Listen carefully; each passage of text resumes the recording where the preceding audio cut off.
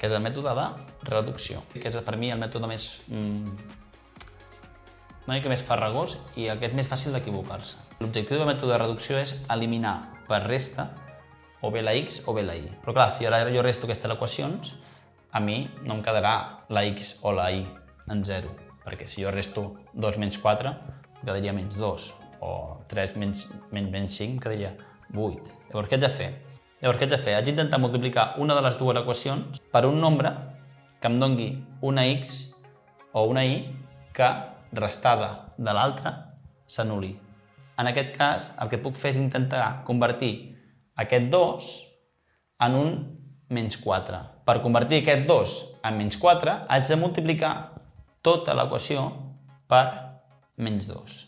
Si jo multiplico tota l'equació per menys 2, és a dir, tot això ho multiplico per menys 2, em quedaria menys 4x menys 2 per 3y menys 6y és igual a menys 2 per menys 7, menys 14. I ara, aquí sota, escric l'altra equació, que és tal com estava. L'equació que diu 4x menys 5y és igual a 3. I ara això sí que ho puc operar. El menys 4x i el 4x em quedarà 0, se m'anul·len. Seria un 0 i no és res. Menys 6y menys 5y són menys 11y.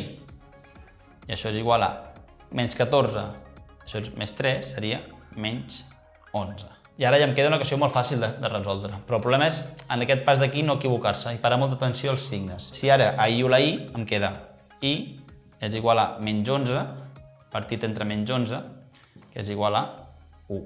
I igual a 1. I ara, com sempre, el que haig de fer simplement és canviar aquesta i per un 1 a qualsevol de les dues equacions. Ho faré a la primera. 2x més 3 per 1 és igual a 7. 2x és igual a 7. Aquest 3 per 1 fan 3, que passa a ser negatiu menys 3. X és igual a 7 menys 3, que són 4. Partit entre aquests dos que estàvem multiplicant són 2. X igual a 2. Molt bé.